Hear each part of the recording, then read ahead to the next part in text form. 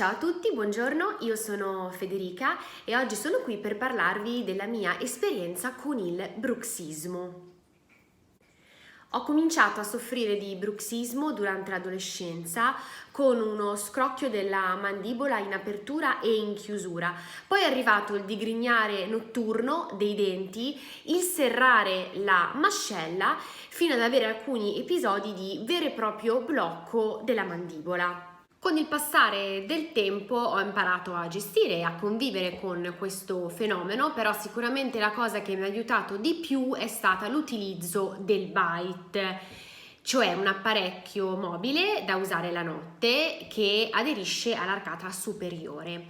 Io lo uso da circa 20 anni, negli ultimi 10 sono seguita dalla dottoressa Giulia Borromeo.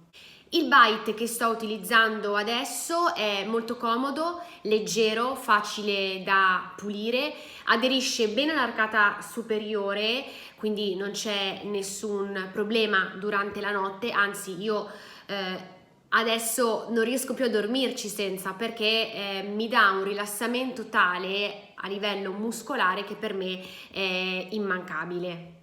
Ultimamente ho iniziato anche a praticare yoga e meditazione che devo dire mi hanno aiutato molto perché mi hanno resa più consapevole del mio corpo, quindi ad analizzare dove ci sono tensioni muscolari e mi ha aiutato nel gestire meglio lo stress e le tensioni che nel mio caso si riversano molto in questa parte del corpo.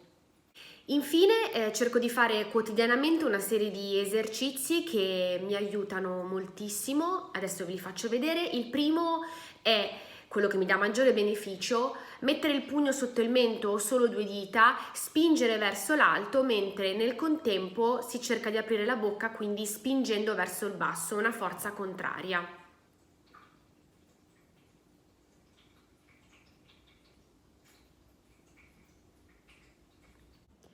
Un altro esercizio molto utile è il massaggio di questo muscolo qui che si fa semplicemente tenendo ferma la pelle con una mano e con l'altra si va premendo a strisciare verso il basso.